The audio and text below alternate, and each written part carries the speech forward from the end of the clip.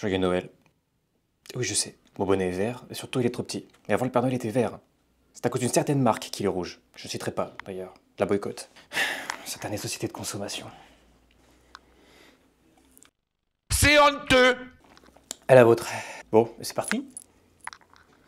Et bien du coup, bienvenue dans ce deuxième technique d'acting qui fait suite au premier technique d'acting, logiquement sur le quatrième mur. Et aujourd'hui, on va pouvoir parler de l'objectif actif. Comme vous avez pu le voir dans le titre, c'est le deuxième chapitre que j'ai décidé d'aborder parce que après le quatrième mur, je trouve que c'est quelque chose d'extrêmement important, si ce n'est la deuxième chose la plus importante de la technique de l'acteur studio. Il faut savoir que c'est des choses qui se suivent, hein. Techniquement, chapitre 1, chapitre 2, là c'est le chapitre 2. Donc si vous n'avez pas vu le chapitre 1, je vous mets une petite fiche ici ou ici, je sais plus. C'est important d'aller le voir. C'est important d'aller voir le premier chapitre parce que je vais réemployer du coup des termes qui vont être importants, que j'ai déjà employés dans le premier chapitre. Et donc du coup, si jamais vous les avez pas en tête, ça va être compliqué de comprendre ce que je vais pouvoir développer ici. Donc c'est bien d'aller voir le premier chapitre de la technique d'acting sur le quatrième mur, parce que c'est un peu lié aussi. C'est vachement relié, c'est pour ça que je préférais commencer par le quatrième mur, pour que ce soit plus fluide sur ce deuxième chapitre, l'objectif actif.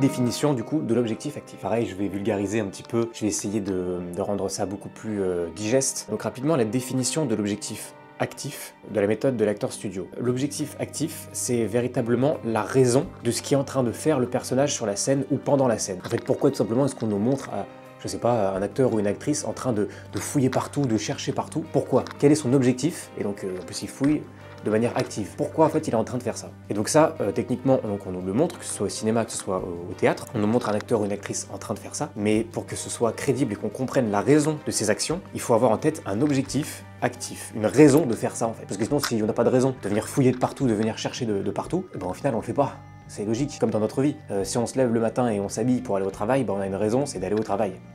C'est quand même plus ou moins assez logique. Donc là c'est pareil sur la scène, parce qu'en final on reste sur une pièce de théâtre, on reste sur quelque chose de mise en scène, de créé. Donc pour montrer quelque chose de cohérent et de crédible, il faut avoir en tête un objectif actif. Donc là depuis le début, je vous prends l'exemple d'une personne qui fouille, donc on pourrait dire que ce serait une scène de quelqu'un qui se serait fait voler, je ne sais pas, un objet assez cher, pour avoir en tête quelqu'un qui s'est fait voler un objet très cher, je sais pas, une montre par exemple, et qui réussit à trouver la maison de la personne qui aurait dérobé cet objet. Dans ce cas-là, son objectif actif, c'est de retrouver son objet, mais en très peu de temps, par exemple. Parce qu'il sait que, plutôt il ne sait pas, que la personne qui a dérobé son objet est dans les parages. La scène qu'on pourrait voir, c'est il rentre dans la maison, très vite il regarde, et son objectif c'est d'aller le plus vite possible trouver cette montre dans la chambre. Donc dans ce cas-là, il fouille de partout, il fouille.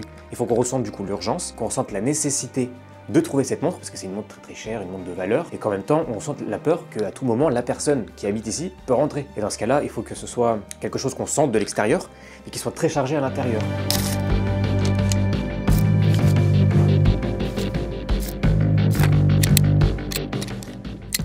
Le fait d'avoir un objectif sur scène permet après de faire ressortir le côté logique de la scène. Car si vous arrivez sans objectif actif sur une scène, vous savez que vous devez trouver la montre et que vous regardez, vous ouvrez un livre, vous regardez à droite à gauche en l'air, bon bah, je sais pas, j'ai pas trouvé. Derrière, c'est moins cohérent. Le fait de rentrer en étant chargé, comme on dit, à l'intérieur, avec notre objectif, vers l'extérieur, en montrant vraiment l'urgence de la chose, le côté nécessaire du personnage qui joue sa scène, ça permet de donner une cohérence au personnage et une cohérence à la scène, et donc une cohérence à l'histoire. Chaque objectif est différent selon la scène, selon le sens de l'histoire, selon là où va la trajectoire de l'histoire, car toutes les scènes qu'on montre, que ce soit au théâtre, que ce soit au cinéma, sont en fait indispensables à la suite de l'histoire. On va pas montrer le moment où le héros dort, peut-être un petit moment parce que c'est cohérent, mais on va montrer que les choses indispensables à l'avancement du récit. Donc quand on voit le personnage se mouvoir dans l'histoire, il faut que ce soit très important et que ça aille à l'essentiel. Donc il faut qu'on voit vraiment l'objectif du personnage. Et donc au final, ça donne du coup de la cohérence à la scène. Une fois que la scène est cohérente, se dégagent du coup les différentes émotions. Comme je vous l'ai dit, là l'urgence, donc vraiment la capacité de retrouver sa montre, la peur de pas se faire, de se faire justement trouver par la personne qui a volé, et le côté vraiment, oui, panique. Et donc c'est ça qui peut être dégagé par le personnage principal et qui va être ressenti par le public. Tout simplement. Et donc du coup, comme je vous l'ai dit, pourquoi est-ce que c'est fondamental de jouer avec son objectif actif pour chacune des scènes? Parce que si jamais vous n'avez pas le bon objectif actif, vous allez du coup ne pas montrer le bon sens de la scène. Là, je vous ai pris l'exemple, mais c'est pareil. Par exemple, si je prends une autre scène qui me vient à l'esprit, mettons que vous jouez un chirurgien, un très grand chirurgien. Un chirurgien, je sais pas, aux États-Unis, et la scène, c'est qu'il faut opérer en urgence, par exemple, le président des États-Unis. Mettons qu'il vient de recevoir un appel, le président des États-Unis, c'est une tentative d'assassinat, il est entre la vie et la mort, et vous êtes le chirurgien qui a été désigné pour le soigner, en urgence. Là, il lui reste 1 heure à vivre, à tout péter, et c'est vous qui devez vous occuper de lui sauver la vie, tout bêtement. En tant qu'acteur, moi j'ai jamais été chirurgien, c'est logique. J'ai pas fait les 8 ans d'études pour être chirurgien, pour pouvoir vraiment faire les pratiques du métier. Mais le fait de se dire, bon, bah alors là, du coup, j'ai entre mes mains le président des États-Unis, il faut que je lui sauve la vie, je suis la seule personne sur Terre à pouvoir le sauver. Déjà, ça vous met en condition. Donc ça crée les différentes conditions logiques et plausibles pour la scène. Disons que on a cette scène qui arrive, action, on va dire la préparation du président. On la voit pas, mais on voit le chirurgien qui commence à se concentrer. Le mec, il sera là comme ça, qui est en train de lui mettre ses gants, le masque, on verra la concentration. Et si on sait que vous êtes le seul chirurgien, c'est pas une opération comme n'importe quelle opération, on verra sans doute le chirurgien qui sera comme ça, il se prépare, on verra les personnes derrière qui sont en train de lui mettre les gants, les choses, qui se prépare parce qu'il a un peu de stress également, il sait que là, ça permet de monter les enjeux en fait. Tout simplement. Ou alors si c'est juste une opération entre guillemets banale, je sais pas, il sera juste comme ça, il pourra parler avec truc, ou des choses, ça met un peu la différence entre les différences d'enjeux, tout bêtement. Donc après, sur la scène pendant l'opération, on verra aussi, je sais pas, ça sera très très calme, alors que c'est un objectif actif, mais son objectif sera par exemple de soigner au millimètre près, je sais pas, la tentative d'assassinat, on va dire une balle, donc avant de retirer la balle, il pourra aller au millimètre près pour être là, mais il y aura une tension énorme, parce que son objectif à lui, c'est de ne pas se rater, et c'est au millimètre. Donc c'est pas parce que c'est un objectif actif qu'il faut forcément se dire qu'il faut bouger dans tous les sens. C'est de l'intérieur vers l'extérieur, mais selon le contexte. Et donc le fait de se dire quel est mon objectif dans cette scène permettra d'avoir un meilleur contexte et des meilleures circonstances pour rentrer pleinement dans le rôle. Mais le fait d'avoir les bonnes circonstances et la bonne intention, grâce à son objectif actif, permettra d'avoir un rôle extrêmement cohérent. Donc c'est pour ça que si on a son 4e mur baissé, donc la concentration suffisante et son objectif, permet déjà d'avoir une bonne part de facilité à avoir un rôle cohérent et d'être déjà quasiment dans une bonne proposition de rôle, tout simplement.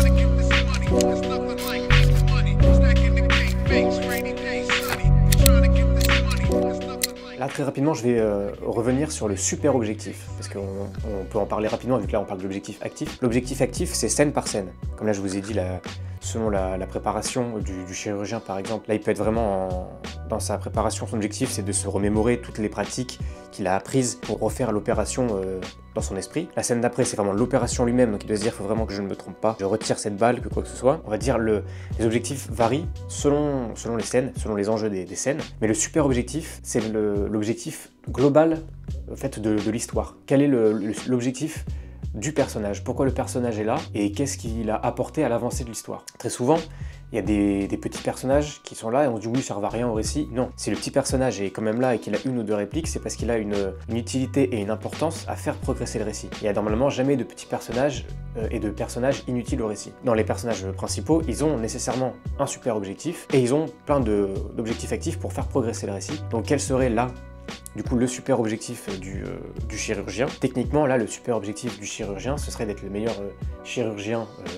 des États-Unis et ça passerait par le fait de sauver le président des États-Unis via une super opération. Après on parlerait de lui dans les médias et ça passerait par ça. Connaître son super objectif pour être toujours en cohérence avec ses objectifs actifs de la scène. J'ai vraiment une dégaine de lutte. Foutue société de consommation. Pour revenir sur l'exemple de la personne qui aurait volé une montre ou un objet de grande valeur, la différence d'avoir du coup un très très bon objectif actif sur une scène et en quoi ça permet de rehausser la qualité de la scène et le fait de ne pas avoir d'objectif actif. Très souvent on peut voir que des personnes qui jouent sans véritable objectif actif sont trop démonstratifs, comme j'ai pu également l'expliquer avec le 4e mur.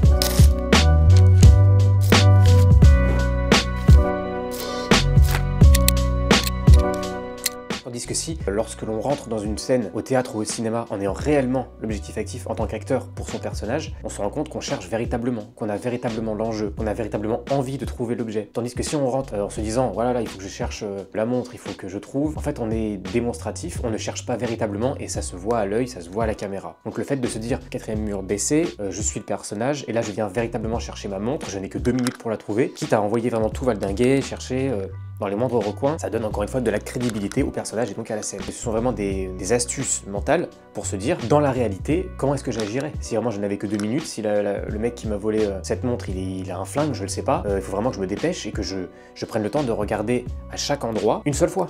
Et je peux pas passer dessus, il faut que je prenne vraiment le temps d'ouvrir tous les tiroirs, peu importe si je balance tout, dans tous les cas je reviendrai pas. Ce sont des choses qui nous permettent de se dire comment je réagirais si c'était la vraie vie. Car encore une fois, il faut pas oublier que techniquement on joue des pièces de théâtre ou on joue dans des films, on interprète des personnages. Donc ça nous permet de créer des situations fictives, avec, comme je vous l'expliquais avec le chirurgien, on interprète des personnes qui eux ont techniquement des passifs de 6-7 ans d'études, ou là avec également si vous jouez un explorateur dans un temple perdu maya, je pense pas qu'en tant que personne vous avez eu l'occasion d'aller visiter des temples mayas, vous n'avez pas eu l'occasion de le faire, c'est mieux de se créer du coup des objectifs en rapport avec votre personnage pour être le plus crédible possible. Donc ce sont des techniques qui permettent de rendre ça crédible. Et si on ne réussit pas à jouer au moment où la caméra est sur vous, en ayant donc la concentration baissée grâce au quatrième mur, et cet objectif qui vous permet de vous dire, bon là, il faut que j'évite les différents pièges, il faut que j'aille chercher le crâne d'or ou peu importe, pour rendre la scène crédible, derrière, le spectateur va le voir et ça sera pas intéressant à la caméra ou en direct lorsque vous êtes en théâtre, sur une scène de théâtre. Donc il faut avoir ça à l'esprit. Donc ça demande aussi beaucoup de gymnastique, entre guillemets,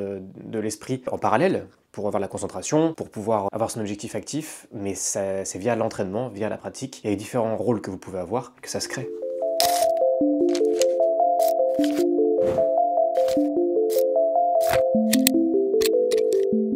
Et ça se comprend quand on joue, en fait, très vite.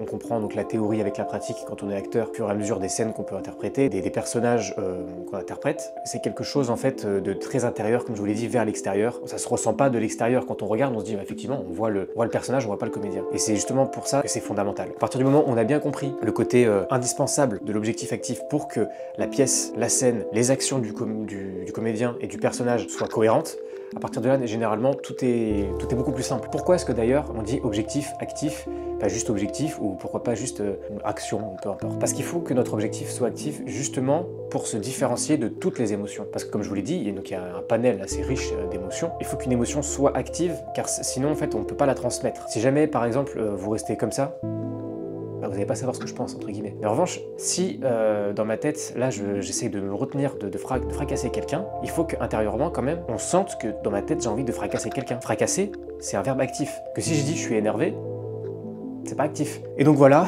là j'ai essayé de vous vulgariser un petit peu la chose et de réduire à l'essentiel parce que c'est quand même un peu plus compliqué. Il y a plein de choses, j'ai pas développé sur les verbes actifs, encore sur le super objectif, je n'ai pas non plus développé, mais j'ai parlé un petit peu de l'essentiel. Et donc c'est une technique fondamentale pour moi, j'espère que ça vous a appris des choses et que c'est un peu plus clair quand maintenant vous verrez aussi les acteurs et les actrices jouer et qui utilisent la technique de l'acteur studio parce que c'est un fondamental. Voilà, je vous remercie, j'espère que le deuxième technique d'acting vous a plu, je crois que le premier vous a déjà pas mal plu. Je vous souhaite également un joyeux Noël. J'ai une dégaine de lutin avec ce bonnet, mais bon, c'est un des seuls trucs que j'ai de déguisement de Noël. Je souhaite de très bonnes fêtes de fin d'année, un joyeux Noël. N'hésitez pas encore une fois à liker, à partager, à mettre des commentaires, j'adore vous lire. Et puis à très vite pour une prochaine vidéo, que ce soit une technique d'acting ou un carnet de bord. J'ai encore plein d'idées. N'hésitez pas à me suivre sur Instagram. Et du coup, le TikTok, je vous les mettrai sur les prochaines vidéos. Je vous ferai des petits TikTok d'une minute, je pense. Et puis en tous les cas, merci, on se tient au courant. Encore de très bonnes fêtes de fin d'année. Et puis à très bientôt. Allez, ciao.